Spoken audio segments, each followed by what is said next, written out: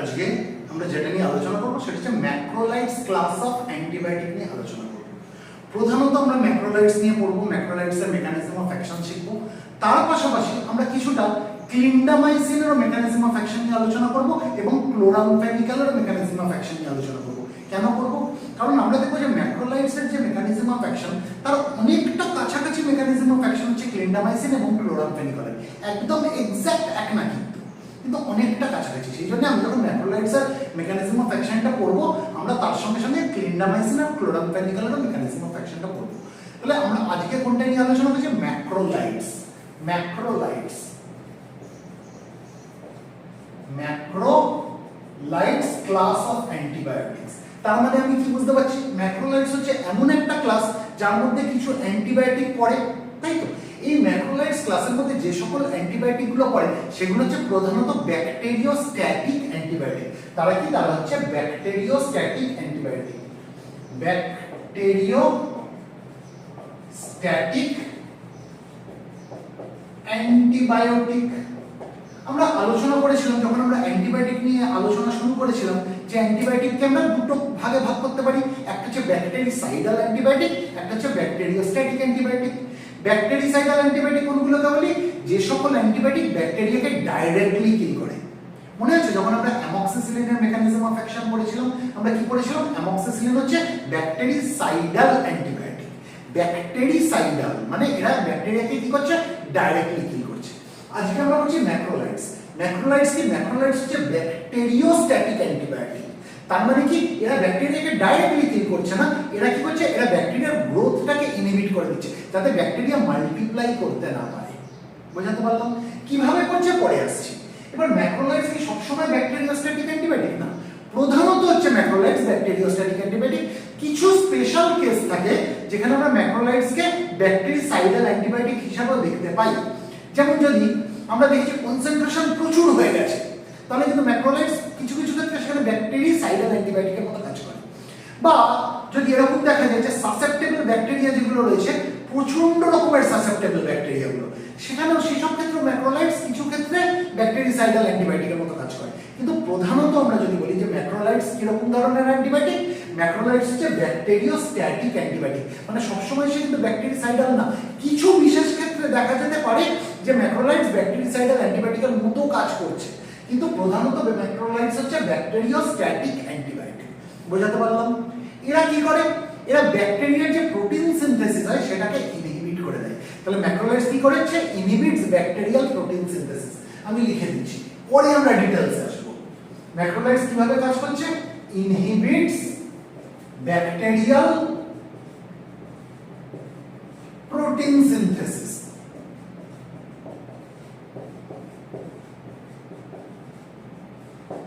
তাহলে যদি ব্যাকটেরিয়ার প্রোটিন সিনথেসিসটাকে ইনহিবিট করে দেওয়া হয় তাহলে কি ব্যাকটেরিয়াল গ্রোথ হবে? হবে না। তাহলে ব্যাকটেরিয়াল গ্রোথকে ইনহিবিট করছে। তাহলে আমরা কি দেখতে পাচ্ছি যে ম্যাক্রোলাইট ব্যবহার করলে কি হচ্ছে? ম্যাক্রোলাইট ক্লাস অফ অ্যান্টিবায়োটিক্স ব্যবহার করলে কি হচ্ছে?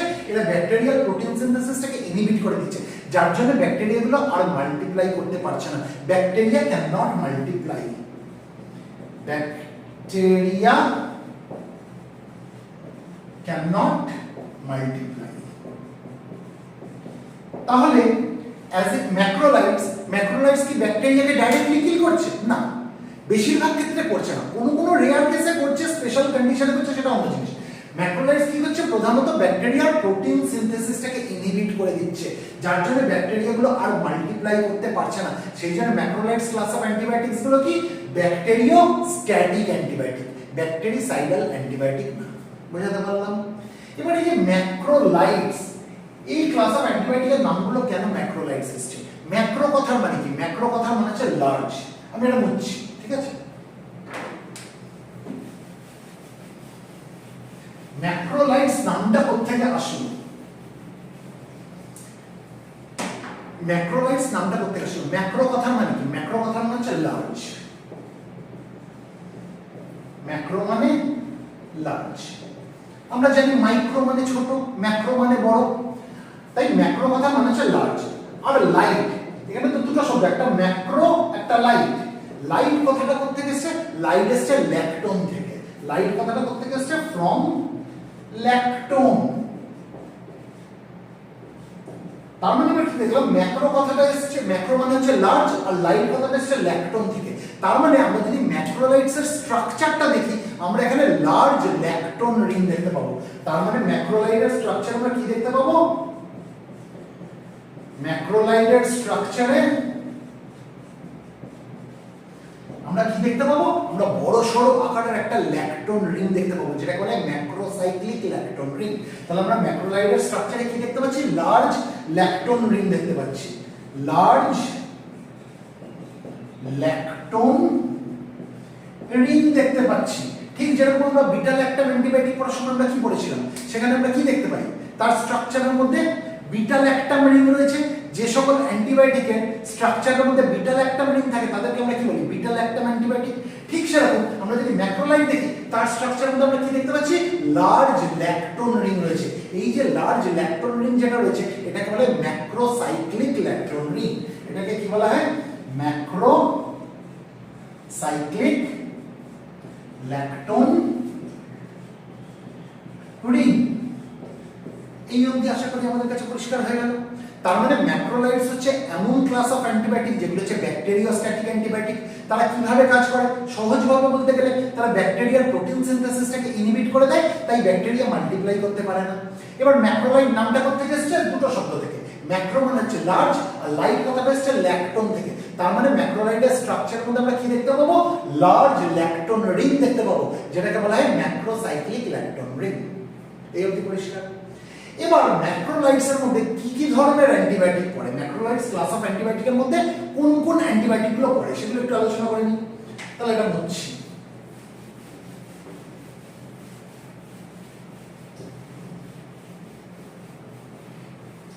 সব থেকে প্রথমে যে ম্যাক্রোলাইটটা আবিষ্কার হয়েছিল সেটার নাম হচ্ছে এরিথ্রোমাইসিন। সেটার নাম হচ্ছে এরিথ্রোমাইসিন।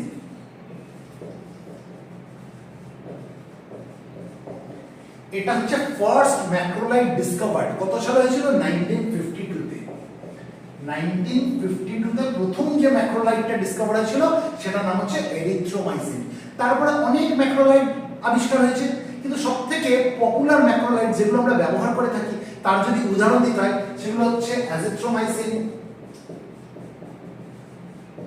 অ্যাজিথ্রোমাইসিন, আর কি বলতে পারি আমরা, ক্ল্যারিথ্রোমাইসিন বলতে পারি,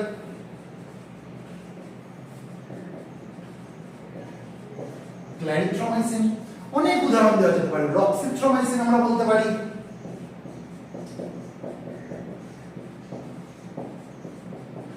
তার মানে এই এরিথ্রোমাইসিন, অ্যাজিথ্রোমাইসিন, ক্ল্যারিথ্রোমাইসিন, রক্সিথ্রোমাইসিন এগুলো হচ্ছে ম্যাক্রোলাইটস ক্লাস অফ অ্যান্টিবায়োটিকের কয়েকটা কমন এক্সাম্পল। এই কমন এক্সাম্পলগুলো আমরা যদি দেখি, এখানে একটা জিনিস আমরা কমন দেখতে পাচ্ছি, প্রত্যেকটা নামের সঙ্গে এই থ্রোমাইসিন কথাটা রয়েছে। Erythromycin, azithromycin, clarithromycin, roxithromycin. তার মানে আমরা ম্যাক্রোলাইটস ক্লাস অফ অ্যান্টিবায়োটিক আমরা চিনব কি করে, এই শব্দটা থ্রোমাইসিন কথাটা থাকলেই আমরা বুঝবো যে সেটা হচ্ছে ম্যাক্রোলাইট ক্লাস অফ অ্যান্টিবায়োটিক। এবার আমি একটা অ্যান্টিবায়োটিকের নাম বলি, ঠিক আছে, আপনারা বলুন যে সেটা ম্যাক্রোলাইটস ক্লাস অফ অ্যান্টিবায়োটিকের মধ্যে পড়ছে। আমি যদি বলি ক্লিন্ডামাইসিন, ক্লিন্ডামাইসিন, এই ক্লিন্ডামাইসিন কি ম্যাক্রোলাইটস ক্লাস অফ অ্যান্টিবায়োটিকের মধ্যে পড়ছে না? পড়ছে না। যদিও এর পেছনে মাইসিন কথাটা রয়েছে, থ্রোমাইসিন নেই, মাইসিন কথাটা রয়েছে, এটা কিন্তু ম্যাক্রোলাইট ক্লাস অফ অ্যান্টিবায়োটিক না, এটা হচ্ছে লিঙ্কোসামাইড ক্লাস অফ অ্যান্টিবায়োটিক। এটা হচ্ছে লিঙ্কোসামাইড, লিঙ্কোসামাইড ক্লাস অফ অ্যান্টিবায়োটিক। আমরা এই ক্লিন্ডামাইসিন নিয়েও পড়বো, এর মেকানিজম অফ অ্যাকশনটা অনেকটা ম্যাক্রোলাইডের মতনই, এরাও ব্যাকটেরিয়ার প্রোটিন সিনথেসিসটাকে ইনহিবিট করে, আমরা শিখবো। কিন্তু আগে আমরা প্রধানত যেটার উপরে ফোকাস করবো সেটা হচ্ছে ম্যাক্রোলাইডস এর মেকানিজম অফ অ্যাকশনের উপরে ফোকাস করবো, ঠিক আছে। তাহলে আমি যদি ক্লিন্ডামাইসিন বলি, আমি যদি লিঙ্কোমাইসিন বলি, আমি যদি লিঙ্কোমাইসিন বলি, লিঙ্কোমাইসিন, ক্লিন্ডামাইসিন, লিঙ্কোমাইসিন, এগুলো কি? এগুলো হচ্ছে লিঙ্কোসামাইড ক্লাস অফ অ্যান্টিবায়োটিক। এরা হচ্ছে লিঙ্কোসামাইড ক্লাস অফ অ্যান্টিবায়োটিক। এদের মধ্যে কোনো ল্যাকটোন রিং নেই, they don't have any lactone ring.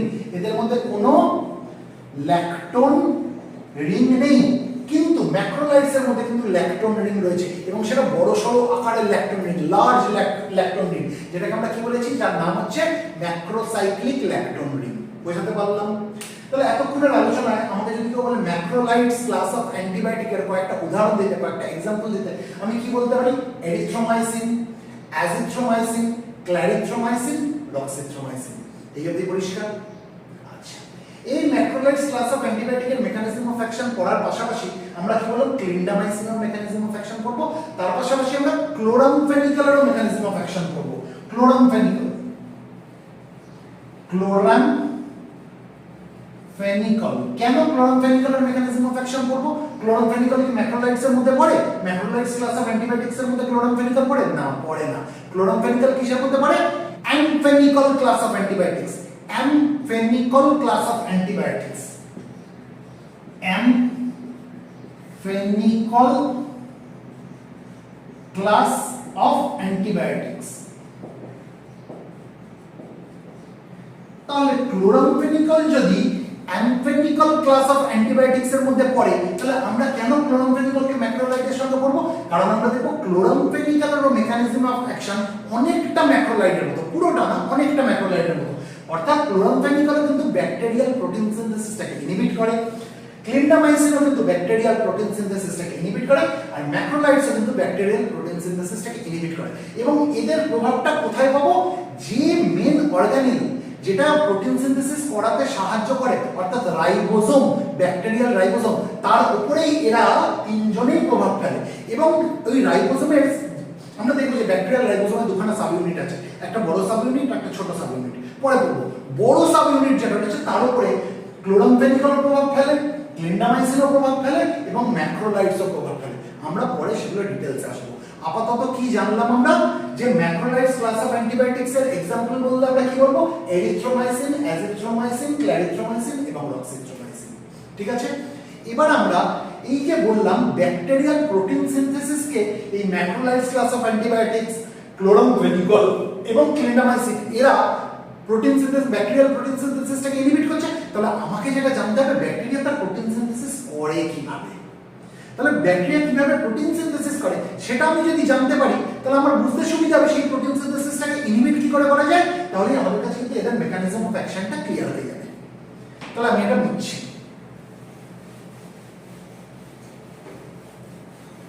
Protein synthesis সেলের মধ্যে কে করে? কোন অর্গানেল করে? আমরা জানি রাইবোসোম করে, তাই তো? আমাদের সেলের মধ্যে যেমন আমাদের রাইবোসোম প্রোটিন সিনথেসিস করে, ব্যাকটেরিয়াল সেলের মধ্যে ব্যাকটেরিয়া রাইবোসোম প্রোটিন সিনথেসিস করে। এবার একটা প্রশ্ন আমাদের মনে আসতেই পারে যে আমরা যদি ম্যাক্রোলাইটস কনজিউম করলাম বা আমরা ক্লিন্ডামাইসিন নিলাম বা আমরা ক্লোরামফেনিকল নিলাম, সে কি করছে? প্রোটিন সিনথেসিসটাকে বন্ধ করে দিচ্ছে। তাহলে ব্যাকটেরিয়াল, আমার শরীরে তো ব্যাকটেরিয়া প্রবেশ করেছে, আমার শরীরে কি হয়েছে? ব্যাকটেরিয়াল ইনফেকশন হয়েছে, যার জন্য আমি অ্যান্টিব্যাকটেরিয়াল নিচ্ছি, অ্যান্টিবায়োটিক নিচ্ছি। এরা যদি ব্যাকটেরিয়ার প্রোটিন সিনথেসিসটাকে বন্ধ করে দেয়, তার রাইবোসোমের উপরে কাজ করে, তাহলে হতে তো পারে তারা আমাদের প্রোটিন সিনথেসিসটা বন্ধ করে দিচ্ছে, আমাদের রাইবোসোমের উপরে কাজ করে। হতেই পারে না? হতে পারে না। কেন হতে পারে না? কারণ ব্যাকটেরিয়ার রাইবোসোম আলাদা রকমের, মানব দেহের রাইবোসোম আলাদা রকমের। ব্যাকটেরিয়ার যে রাইবোসোম সেগুলোকে বলে প্রোক্যারিওটিক রাইবোসোম। ব্যাকটেরিয়াল রাইবোসোমটাকে কি বলা হয়? Bacterial ribosome. এগুলো হচ্ছে প্রোক্যারিওটিক রাইবোসোম, প্রোক্যারিওটিক রাইবোসোম। কিন্তু আমরা যদি মানব দেহের রাইবোসোম দেখি, সেগুলো কিন্তু প্রোক্যারিওটিক রাইবোসোম না, সেগুলো হচ্ছে ইউক্যারিওটিক রাইবোসোম। তার মানে আমরা যদি হিউম্যান রাইবোসোম দেখি,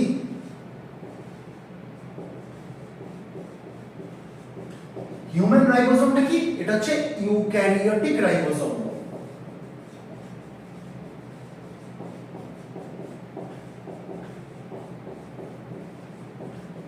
তাহলে এদের দুজনের মধ্যে পার্থক্য কি? এই প্রোক্যারিওটিক রাইবোসোম আর ইউক্যারিওটিক রাইবোসোমের মধ্যে আমরা যদি প্রোক্যারিওটিক রাইবোসোম দেখি, অর্থাৎ আমরা যদি ব্যাকটেরিয়াল রাইবোসোম দেখি, এখানে আমরা দুটো সাব ইউনিট দেখতে পাবো। তার একটা বড় সাব ইউনিট, একটা ছোট সাব ইউনিট।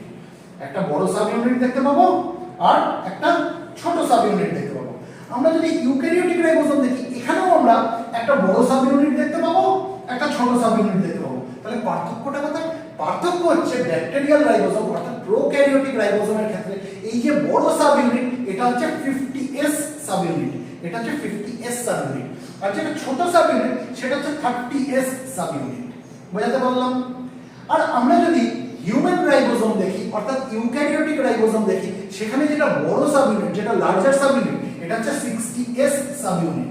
আর যেটা স্মলার সাবইউনিট, যেটা ছোট সাবইউনিট, এটা হচ্ছে 40s সাবইউনিট। তার মানে আমরা যদি এই দুটোকে দেখি, দুটো রাইবোজোমই দেখি, ব্যাকটেরিয়াল রাইবোজোম এবং হিউম্যান রাইবোজোম, একটা জিনিস তো পরিষ্কার যে দুটো হচ্ছে আলাদা ধরনের রাইবোজোম। তাহলে যে অ্যান্টিবায়োটিকগুলো তৈরি হয়েছে যারা ব্যাকটেরিয়াল রাইবোজোমকে টার্গেট করছে, তারা শুধুমাত্র ব্যাকটেরিয়াল রাইবোজোমের উপরেই প্রভাব ফেলছে, তারা হিউম্যান রাইবোজোমের উপরে প্রভাব ফেলছে না। অর্থাৎ আমি যদি ম্যাক্রোলাইড কনজিউম করি, আমি যদি ক্লিন্ডামাইসিন কনজিউম করি, আমি যদি ক্লোরামফেনিকল কনজিউম করি, ওরা কিন্তু ব্যাকটেরিয়াল রাইবোজোমের উপরে প্রভাব ফেলে ব্যাকটেরিয়ার প্রোটিন সিনথেসিসটাকে বন্ধ করে দেবে।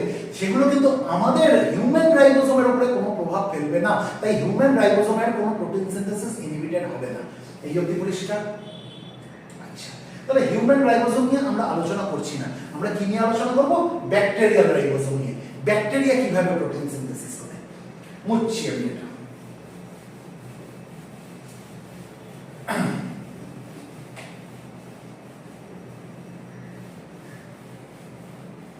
প্রোটিন সিনথেসিস কে করে এতক্ষণে শিখে গেছি, রাইবোজোম নামক অর্গানেল। এবার প্রোটিন সিনথেসিস করার জন্য কি দরকার? অ্যামাইনো অ্যাসিড দরকার। কারণ এই অ্যামাইনো অ্যাসিডগুলো জুড়ে জুড়েই তো একটা বড় স্ট্রাকচার তৈরি হয়, যেটাকে আমরা প্রোটিন বলি। মানে আমরা যদি একটা পুঁথির মালা চিন্তা করি, পুঁথির মালা কি হয়? এরকম অনেকগুলো পুঁথি সুতো দিয়ে জুড়ে জুড়ে জুড়ে জুড়ে একটা লম্বা স্ট্রাকচার তৈরি হয়, যেটাকে আমরা পুঁথির মালা বলি। তার মানে এটা যদি পুঁথির মালা হয়, এটা একটা পুঁথি, এটা একটা পুঁথি, এটা একটা পুঁথি, এটা একটা পুঁথি, এটা একটা পুঁথি দিয়ে লম্বা মালা তৈরি হয়েছে। আর একটা পুঁথির সঙ্গে আরেকটা পুঁথিকে জুড়ে রেখেছে কি সুতো, তাই তো? সুতো দিয়ে জোড়া। ঠিক সেরকম প্রোটিনের স্ট্রাকচারটাকে আমরা এর সাথে কোরিলেট করতে পারি। প্রোটিন, এটা যদি আমরা প্রোটিনের একটা বড় স্ট্রাকচার চিন্তা করি, তাহলে এক একটা ইউনিটকে বলা হয় অ্যামাইনো অ্যাসিড। এক একটা ইউনিটকে কি বলা হয়? Amino acid. অর্থাৎ এটা একটা অ্যামাইনো অ্যাসিড, এটা একটা অ্যামাইনো অ্যাসিড, এটা একটা অ্যামাইনো অ্যাসিড, এটা একটা অ্যামাইনো অ্যাসিড। এই একটা অ্যামাইনো অ্যাসিডের সঙ্গে আরেকটা অ্যামাইনো অ্যাসিড কিসের মাধ্যমে জুড়ে রয়েছে? পেপটাইড বন্ডের মাধ্যমে জুড়ে রয়েছে। ঠিক পুঁথির মালায় একটা পুঁথির সঙ্গে আরেকটা পুঁথি যেমন সুতো দিয়ে জোড়া থাকে, ঠিক সেরকম প্রোটিনের ক্ষেত্রে এরকম একটা অ্যামাইনো অ্যাসিডের সঙ্গে আরেকটা অ্যামাইনো অ্যাসিড কিসের মাধ্যমে জড়ো রয়েছে? পেপটাইড বন্ডের দ্বারা। বোঝাতে পারলাম? তার মানে আমরা কি বলতে পারি যে প্রোটিন আমরা যদি দেখি, প্রোটিনের মধ্যে আমরা কি দেখবো? অ্যামাইনো অ্যাসিডগুলো একটার সঙ্গে একটা জুড়ে রয়েছে পেপটাইড বন্ডের মাধ্যমে। ঠিক আছে? তাহলে রাইবোজোমের মধ্যে যদি প্রোটিন তৈরি হয়, তাহলে রাইবোজোমকে অ্যামাইনো অ্যাসিড সাপ্লাই করতে হবে, সেই অ্যামাইনো অ্যাসিডগুলোকেই জুড়ে জুড়ে সে প্রোটিন তৈরি করবে, তাই তো? তাহলে রাইবোজোমের মধ্যে অ্যামাইনো অ্যাসিডটা আসে কোথা থেকে? এটা বলছি।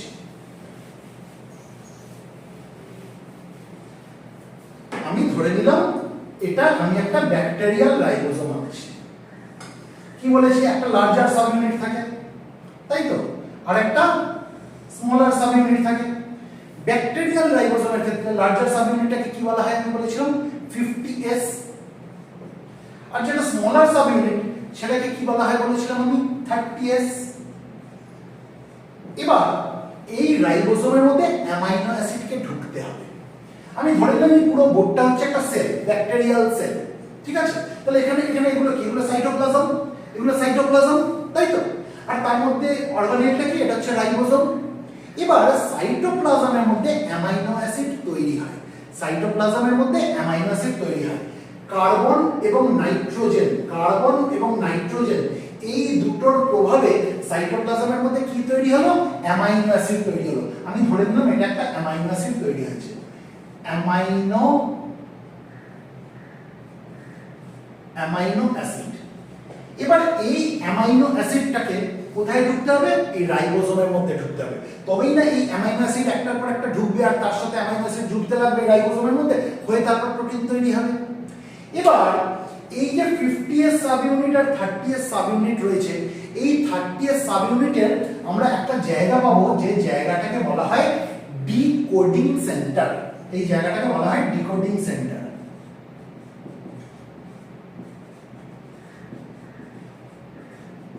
এই ডিকোডিং সেন্টারটা কোথায় রয়েছে? 50s সাবইউনিটে না 30s সাবইউনিটে? 30s সাবইউনিটে রয়েছে ডিকোডিং সেন্টার। এবার সাইটোপ্লাজমের মধ্যে যে অ্যামাইনো অ্যাসিড তৈরি হলো, এই অ্যামাইনো অ্যাসিডটা টিআরএনএ বলে একটা জিনিসের সঙ্গে অ্যাটাচ হয়ে যাবে।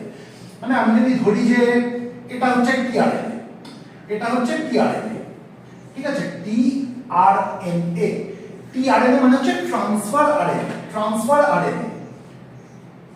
Transfer RNA. কেন ট্রান্সফার আরএনএ বলা হচ্ছে?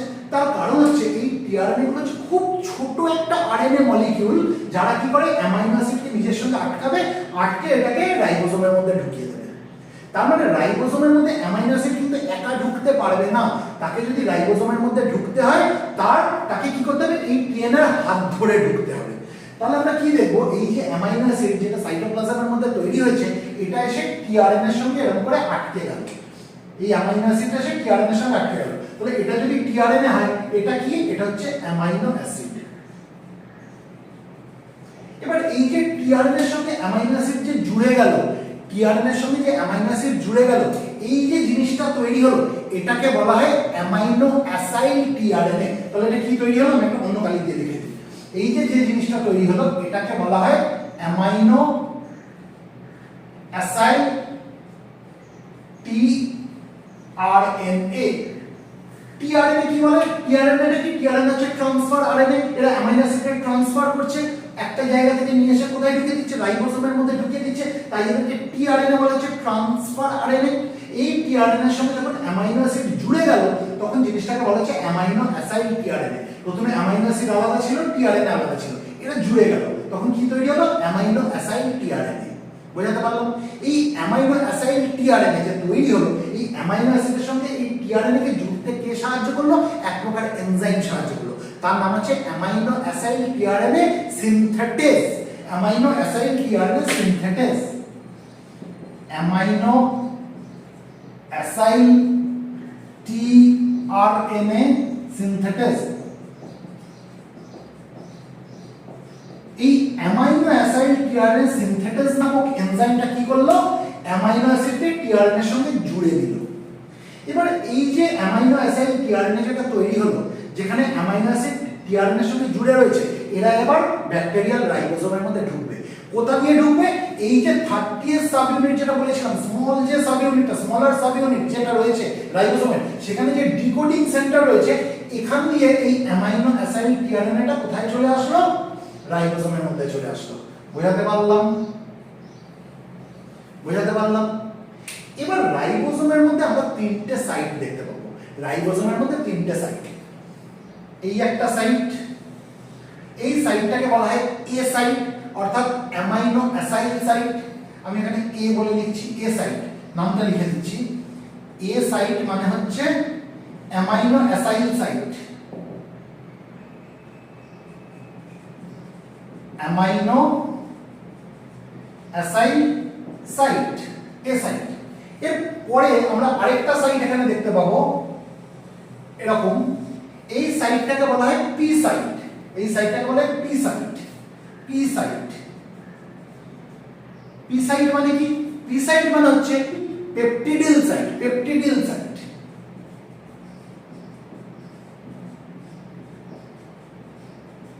আর এখানে আমরা আরেকটা সাইট দেখতে পাবো এরকম টাইপের, ঠিক আছে? এটাকে বলা হয় ই সাইট। এটাকে বলা হয় ই সাইট। ই সাইট। ই সাইট মানে? ই সাইট মানে হচ্ছে এক্সিট সাইট। Exit site. এবার এই যে এ সাইট অর্থাৎ অ্যামাইনো অ্যাসাইল সাইটে আমরা কি দেখলাম? কি ঢুকে আসলো? অ্যামাইনো অ্যাসিডটা টিআরএনএ এর সঙ্গে চলে এলো, ঠিক আছে? পি সাইটে আমরা দেখবো এরকম টিআরএনএ এর সঙ্গে, টি সাইটেও এরকম টিআরএনএ এর সঙ্গে আমরা দেখতে পাবো যে এরকম অনেক কয়েকটা এরকম অ্যামাইনো অ্যাসিড জুড়ে রয়েছে, ঠিক আছে? মানে একটা শর্ট পেপটাইড চেন আমরা এখানে দেখতে পাবো, অলিগোপেপটাইড যেটাকে বলতে পারি, শর্ট পেপটাইড চেন, যেটা নাকি টিআরএনএ এর সঙ্গে জুড়ে রয়েছে। তাহলে এই যে পেপটাইড চেনটা, এটা কিভাবে এলো? এটা রাইবোসোমের মধ্যে আগে তৈরি হয়ে গেছে। কিভাবে গেছে আমরা সেই পদ্ধতিটা বলছি, এই প্রসেসটাই কন্টিনিউ হবে, কিন্তু হলে আমরা বুঝতে পারবো যে এখানে কিভাবে তৈরি হয়ে গেছে। তাহলে পি সাইডে আমরা দেখতে পাচ্ছি টিআরএনএ এর সঙ্গে কয়েকটা অ্যামাইনো অ্যাসিড জুড়ে এরকম একটা শর্ট পেপটাইড চেন তৈরি করে রেখেছে, ঠিক আছে? এই যে টিআরএনএ এর সঙ্গে এই যে একটা শর্ট পেপটাইড চেন জুড়ে রয়েছে, ঠিক আছে, এটাকে বলে পেপটিডিল টিআরএনএ। এটাকে কি বলা হয়? Peptidyl tRNA. এটা কি? এটা হচ্ছে পেপটিডিল টিআরএনএ। আর এই যে যেটা এ সাইডে যেটা ঢুকলো, একটা নতুন অ্যামাইনো অ্যামাইনো অ্যাসিডকে নিয়ে রাইবোজোমের মধ্যে, এটা তো নতুন, এটা তো ছিল না, এই অ্যামাইনো অ্যাসিডটা তো সাইটোপ্লাজমে তৈরি হয়েছে, সেটা রাইবোজোমের মধ্যে ঢুকেছে। এই যে নতুন অ্যামাইনো অ্যাসিড, এটা কি, এটাকে কি বলা হয়? একটু আগে আমি বললাম অ্যামাইনো অ্যাসাইল টিআরএনএ, এটাকে বলা হয় amino acyl tRNA, amino acyl tRNA. অর্থাৎ রাইবোজোমের মধ্যে কি ঢুকলো? অ্যামাইনো অ্যাসাইল টিআরএনএ ঢুকলো। অর্থাৎ একটা টিআরএনএ একটা নতুন অ্যামাইনো অ্যাসিডকে নিয়ে রাইবোজোমের মধ্যে ঢুকলো। সেটা কোথায়? এ সাইটে। পি সাইটের মধ্যে অলরেডি আমরা দেখতে পাচ্ছি একটা শর্ট পেপটাইড চেন তৈরি হয়ে রয়েছে, যে পেপটাইড চেনটা এই একটা টিআরএনএ এর সঙ্গে জুড়ে রয়েছে, ঠিক আছে, যেটাকে আমরা বলছি পেপটিডিল টিআরএনএ। এবার এই যে লার্জার যে সাব ইউনিটটা 50S সাব ইউনিট রাইবোজোমের, এখানে না এক প্রকার এনজাইম আছে যেটা নাম হচ্ছে peptidyl transferase. Peptidyl transferase, peptidyl transferase. এই পেপটিডিল ট্রান্সফারেজটা কিন্তু একটা ইউনিক এনজাইম। কেন ইউনিক এনজাইম? এটা অন্যদের থেকে আলাদা, কারণ আমরা কি জানি যে ম্যাক্সিমাম এনজাইম হচ্ছে প্রোটিন, কিন্তু এই পেপটিডিল ট্রান্সফারেজটা কিন্তু কোনো প্রোটিন না, এটা হচ্ছে এক ধরনের রাইবোজোমাল আরএনএ, যেটা এটাকে বলে 23S রাইবোজোমাল আরএনএ। এটাকে বলা হয় 23S রাইবোসোমাল আরএনএ। অর্থাৎ এই পেপটিডিল ট্রান্সফারেজটা এনজাইম, কিন্তু এটা কোনো প্রোটিন না, এটা 23S রাইবোসোমাল আরএনএ। এই পেপটিডিল ট্রান্সফারেজ যেটা 50S সাব ইউনিটেই একমাত্র রয়েছে, 30S সাব ইউনিটে নেই, স্মলার সাব ইউনিটে নেই, 50S সাব ইউনিটে রয়েছে। এরা কি করে? এরা এই যে আমরা পি সাইডে যেটা দেখতে পাচ্ছি যে টিআরএনএ এর সঙ্গে একটা অলিগোপেপটাইড অর্থাৎ শর্ট পেপটাইড চেন জুড়ে রয়েছে, এই পেপটাইড চেনের সঙ্গে এই যে এ সাইডে থাকা টিআরএনএ এর সঙ্গে যে নতুন যে অ্যামাইনো অ্যাসিড ঢুকেছে, এদের মধ্যে একটা বন্ড তৈরি করে দেবে, একটা পেপটাইড বন্ড তৈরি করে দেবে। তাহলে কি হবে? তাহলে এই যে টিআরএনএ এর সঙ্গে যে অ্যামাইনো অ্যাসিড জুড়ে রয়েছে, অর্থাৎ যেটাকে আমরা অ্যামাইনো অ্যাসাইল টিআরএনএ বলছি, এর সঙ্গে যখন এই অ্যামাইনো অ্যাসিডের এই চেনটা একটা বন্ডিং তৈরি হয়ে গেল, পেপটাইড বন্ড তৈরি হয়ে গেল, তখন কি হবে? এই টিআরএনএটার থেকে এই পেপটাইড চেনটা আলাদা হয়ে গিয়ে কোথায় চলে আসবে? এ সাইডে চলে আসবে। কোথায় চলে আসলো? এ সাইডে চলে আসলো। বোঝাতে পারলাম? তার মানে আমি কি দেখছি, এখানে যে পেপটাইড চেনটা ছিল, অর্থাৎ যতগুলো অ্যামাইনো অ্যাসিড জুড়ে এই চেনটা তৈরি হয়েছিল, তার থেকে একটা অ্যামাইনো অ্যাসিড বেড়ে গেল, অর্থাৎ চেনটা একটু বড় হয়ে গেল, তাই তো? এ সাইডে চেনটা বড় হয়ে গেল। এই যে জিনিসটা তৈরি হলো, এখানে তার মানে কি চেনটা ইলংগেট হয়ে গেল, তাই তো? এবার আমরা দেখতে পাবো এই এ সাইড থেকে এই পুরো জিনিসটা এখানে শিফট হবে, মানে এই যে পি সাইডের যে টিআরএনএ যেটা, এটা যে এখান থেকে যখন অ্যামাইনো অ্যাসিডের চেনটা, এই শর্ট পেপটাইড চেনটা যখন এ সাইডে চলে গেল, তখন এই টিআরএনএ কি করবে? তখন এই টিআরএনএ পি সাইড থেকে ই সাইডে চলে আসবে। তখন এই টিআরএনএটা কি হবে? পি সাইড থেকে কোথায় চলে আসবে? ই সাইডে চলে আসবে, এবং এটা ই সাইড থেকে আলটিমেটলি এক্সিট হয়ে যাবে। এটা এবার ই সাইড থেকে এক্সিট হয়ে যাবে, পড়ে আসছে ই সাইড থেকে। এই যে শুধু টিআরএনএ যেটা পড়ে থাকবে, অ্যামাইনো অ্যাসিডটাকে দিয়ে দেওয়ার পরে, অ্যামাইনো অ্যাসিডের চেনটাকে দিয়ে দেওয়ার পরে, এই টিআরএনএটা কোথায় চলে আসলো? পি সাইড থেকে ই সাইডে চলে আসলো। তাহলে পি সাইডে আর কোনো টিআরএনএ নেই। তখন কি হবে? এই যে স্ট্রাকচারটা যেটা তৈরি হলো টিআরএনএ এর সঙ্গে এই যে অ্যামাইনো অ্যাসিডগুলো জুড়ে যে একটা পেপটাইড নিয়ে রেখেছে, একটা শর্ট পেপটাইড চেন, এটা পুরোটা এই এ সাইড থেকে পি সাইডে চলে আসবে। বোঝাতে পারলাম? এই যে এ সাইড থেকে যে পি সাইডে চলে আসলো, এটাকে বলা হয় ট্রান্সলোকেশন। তাহলে আমরা কি দেখলাম? এখানে আর কিছু নেই, এটা কোথায় চলে আসলো? এ সাইড থেকে পি সাইডে চলে আসলো। বোঝাতে পারলাম? এটাকে বলা হয় ট্রান্সলোকেশন। ট্রান্সলোকেশন। এবার এটা যখন এখানে চলে আসলো, তখন এখান থেকে কি হবে? ই সাইডে এর টিআরএনএটা এখানে চলে আসছে। এই টিআরএনএটা এটা কি? এটা এমটি টিআরএনএ, এর সঙ্গে কোনো অ্যামাইনো অ্যাসিডের চেন নেই, অর্থাৎ কোনো শর্ট পেপটাইড বা লং পেপটাইড কিচ্ছু নেই, তাই তো? এটা এমটি পড়ে রয়েছে এই টিআরএনএটা, এটাকে বলা হয় এমটি টিআরএনএ। এটা কি হবে? এটা 50S সাব ইউনিট থেকে বেরিয়ে যাবে। কোথা দিয়ে বেরোবে? এই 50S সাব ইউনিটের যে সারফেস, এই যে সারফেসটা, মানে এই দুটো সাব ইউনিটের মাঝে যে 50S সাব ইউনিটের যে সারফেসটা রয়েছে, মানে interface between 50S and 30S। Interface মানে কি? দুটোর মাঝখানে এই যে ইন্টারফেস, এখানে 50 সাব ইউনিটের যে সারফেসটা রয়েছে, এখান দিয়ে অ্যাকচুয়ালি এটা বেরিয়ে আসবে। কোনটা বেরিয়ে আসবে? এই এমটি টিআরএনএটা বেরিয়ে আসবে। বোঝাতে পারলাম? তাহলে টিআরএনএ বাইরে চলে আসলো। ক্লিয়ার? তাহলে এখানে এ সাইডটা কি হয়ে গেল? এবার ফাঁকা পড়ে গেল। এখানে আবার একটা নতুন করে অ্যামাইনো অ্যাসিডকে ধরে টিআরএনএ আবার এখানে চলে আসবে। বোঝাতে পারলাম? তাহলে আবার একটা নতুন অ্যামাইনো অ্যাসিডের প্রবেশ কোথায় হলো? রাইবোজোমের মধ্যে হলো। ঠিক একইভাবে পি সাইডে কি দেখতে পাচ্ছি? টিআরএনএ এর সঙ্গে এরকম একটা পেপটাইড চেন জুড়ে রয়েছে, শর্ট পেপটাইড চেন, অলিগোপেপটাইড। আবার কি হবে? আবার এই পেপটাইড ট্রান্সফারেন্স কি করাবে? এই পেপটাইড চেনটার সঙ্গে এই অ্যামাইনো অ্যাসিডের মধ্যে একটা পেপটাইড বন্ড তৈরি করে দেবে। যেই পেপটাইড বন্ড তৈরি করে দেবে তখন কি হবে? এই অ্যামাইনো অ্যাসিডের চেনটা অর্থাৎ এই অলিগোপেপটাইডটা, শর্ট পেপটাইড চেনটা এই টিআরএনএটাকে ছেড়ে কোথায় চলে আসবে? এখানে চলে আসবে। তাহলে কি হয়ে গেল? চেনটা আরেকটু বড় হয়ে গেল, তাই তো? আর এখানে টিআরএনএটা খালি পড়ে গেল। এই টিআরএনএটা শিফট করে ই সাইডে চলে আসবে।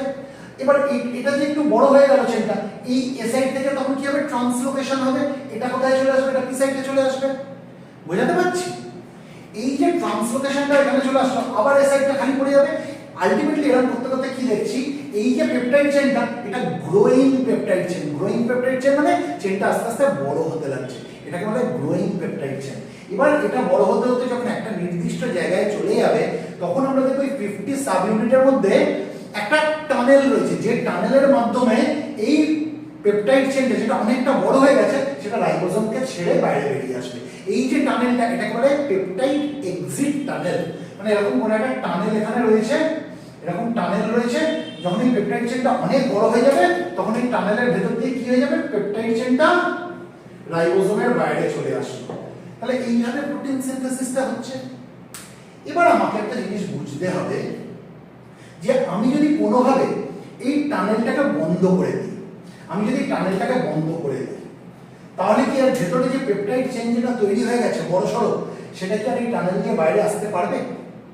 পারবে না, কারণ আমি টানেলের মুখটাকে বন্ধ করে দিয়েছি। এবার যদি এই পেপটাইড চেনটা বাইরে না বেরোতে পারে তাহলে শরীরের মেকানিজম কি করবে? ব্যাকটেরিয়া আর পেপটাইড চেনটাকে বড় বানাবে না, আর নতুন করে অ্যামাইনো অ্যাসিড ঢুকবে না, তার মানে প্রোটিন সিনথেসিসটাকে বন্ধ হয়ে গেল। বোঝাতে পারলো? আমরা যখন ম্যাক্রোলাইটসের মেকানিজম অফ অ্যাকশনটা ডিটেইলসে পড়ব তখন আমরা দেখব ম্যাক্রোলাইটস কি করে। ম্যাক্রোলাইটস এই যে টানেলটা আছে এই টানেলের মুখটাকে বন্ধ করে দেয়, অর্থাৎ পেপটাইড এক্সিট টানেলটাকে বন্ধ করে দেয়। এটা হচ্ছে ম্যাক্রোলাইটসের প্রধান মেকানিজম অফ অ্যাকশন। এর পাশাপাশি ম্যাক্রোলাইটস কি করে? এই যে ট্রান্সলোকেশন হচ্ছিল, অর্থাৎ এ সাইড থেকে যে পি সাইডে এই টিআরএনএ অ্যামাইনো অ্যাসিডের চেনটাকে নিয়ে যে ট্রান্সলোকেট করে এখানে চলে আসছে এ সাইড থেকে পি সাইডে, সেটাকেও কিন্তু ম্যাক্রোলাইট কিছুটা হলেও বন্ধ করে দেয়। বোঝাতে পারলাম?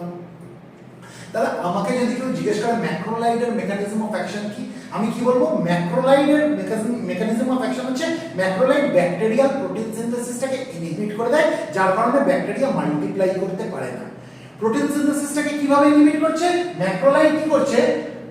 ব্যাকটেরিয়াল রাইবোজোমের 50S সাব ইউনিট যেটা বড় সাব ইউনিট সেখানে প্রভাব ফেলছে। কিভাবে প্রভাব ফেলছে?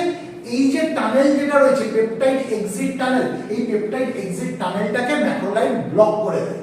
সেই জন্য কি হয়? এর ভেতরে যে পেপটাইডের যে চেনটা যেটা তৈরি হচ্ছে গ্রোয়িং পেপটাইড চেন, সেটা আর বাইরে বেরিয়ে আসতে পারে না, রাইবোজোমের বাইরে বেরোতে পারে না। আর যখন এটা বাইরে বেরোতে পারছে না তখন আর নতুন করে আর অ্যামাইনো অ্যাসিড ঢুকবেও না, তাই তো? তার মানে আলটিমেটলি প্রোটিন সিনথেসিসটাকে ইনহিবিট করলো। শুধু তাই না, এর পাশাপাশি ম্যাক্রোলাইট কি করে? ম্যাক্রোলাইটস করে এ সাইড থেকে পি সাইডে যে ট্রান্সলোকেশন হচ্ছে, টিআরএনএ যে অ্যামাইনো অ্যাসিডের চেনটাকে নিয়ে অর্থাৎ পেপটাইডটাকে নিয়ে যে এ সাইড থেকে পি সাইডে আসছে, এই ট্রান্সলোকেশনটাকেও বাধা দিচ্ছে। বোঝাতে পারলাম? এটা হচ্ছে ম্যাক্রোলাইটসের মেকানিজম অফ অ্যাকশন। এবার আমরা যদি ক্লিন্ডামাইসিন দেখি, ক্লিন্ডামাইসিন কিভাবে কাজ করে? ক্লিন্ডামাইসিন প্রধানত এই এ সাইড থেকে পি সাইডের ট্রান্সলোকেশনটাকে আটকায়। ক্লিন্ডামাইসিন কি করে? এ সাইড থেকে পি সাইডে এই যে ট্রান্সলোকেশন হচ্ছিল এই ট্রান্সলোকেশনটাকে আটকায়, এটা প্রধান। এর পাশাপাশি কিছুটা ক্লিন্ডামাইসিন কি করে? এই যে পেপটিডিল ট্রান্সফারেন্স নামক যে এনজাইমটা বললাম, এই এনজাইমটাকেও ইনহিবিট করে। তাই এই এনজাইমটা যদি ইনহিবিটেড হয়ে যায় তাহলে কি এই পেপটাইড বন্ডটা তৈরি হবে, যেটা তখন নিয়ে আলোচনা করছিলাম? এই পেপটাইড বন্ডটা তৈরি হবে না। তাহলে এই পেপটাইড বন্ডটা যদি তৈরি না হয় তাহলে এই অ্যামাইনো অ্যাসিডের চেনের সঙ্গে নতুন করে ঢোকা অ্যামাইনো অ্যাসিডের কোনো লিংকিং হবে না, অর্থাৎ চেনটা বড় হবে না, প্রোটিন সিনথেসিসটা বন্ধ হয়ে গেল। তাহলে ক্লিন্ডামাইসিন কি করছে? ক্লিন্ডামাইসিন প্রধানত এই ট্রান্সলোকেশনটাকে ইনহিবিট করছে, অর্থাৎ এ সাইড থেকে পি সাইডে যে ট্রান্সলোকেশন সেটাকে ইনহিবিট করছে, তার পাশাপাশি কিছুটা পেপটিডিল ট্রান্সফারেজ নামক এনজাইমটাকেও ইনহিবিট করে দিচ্ছে, যার জন্য পেপটাইড বন্ডটা তৈরি হচ্ছে না। এই পেপটিডিল ট্রান্সফারেজকে কিন্তু ম্যাক্রোলাইডস ইনহিবিট করতে পারে না। অনেক জায়গায় আমি পড়েছি এরকম লেখা থাকে যে ম্যাক্রোলাইডস এই পেপটিডিল ট্রান্সফারেজ কেউ ইনহিবিট করে না, করে না। ম্যাক্রোলাইডস কি করে, এই এক্সিট টানেলটাকে ব্লক করে দেয়, এই পেপটাইডের এক্সিট টানেলটাকে বন্ধ করে দেয়, এটা প্রধান কাজ। তার পাশাপাশি কি করে, এই যে এ সাইড থেকে পি সাইডের ট্রান্সলোকেশনটাকেও কিছুটা সে ইনহিবিট করে। কিন্তু ক্লিন্ডামাইসিন কি করে, ক্লিন্ডামাইসিন প্রধানত এ সাইড থেকে পি সাইডের এই ট্রান্সলোকেশনটাকেও ইনহিবিট করছে, আর তার পাশাপাশি কিছুটা এই পেপটিডিল ট্রান্সফারেজ এনজাইমটাকেও ইনহিবিট করে দিচ্ছে, যাতে পেপটাইড বন্ডটা তৈরি না হয়।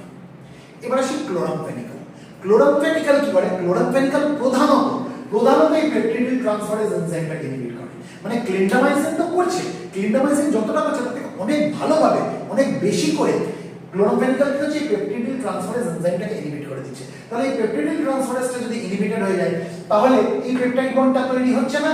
এই পেপটাইড বন্ডটা তৈরি না হলে এই অ্যামাইনো অ্যাসিডের চেইনটা আর বড় হতে পারছে না, তাই তো? তাহলে আলটিমেটলি কি হচ্ছে, প্রোটিন সিনথেসিসটা ইনহিবিটেড হয়ে যাচ্ছে, ব্যাকটেরিয়াল প্রোটিন সিনথেসিস ইনহিবিটেড হয়ে যাচ্ছে।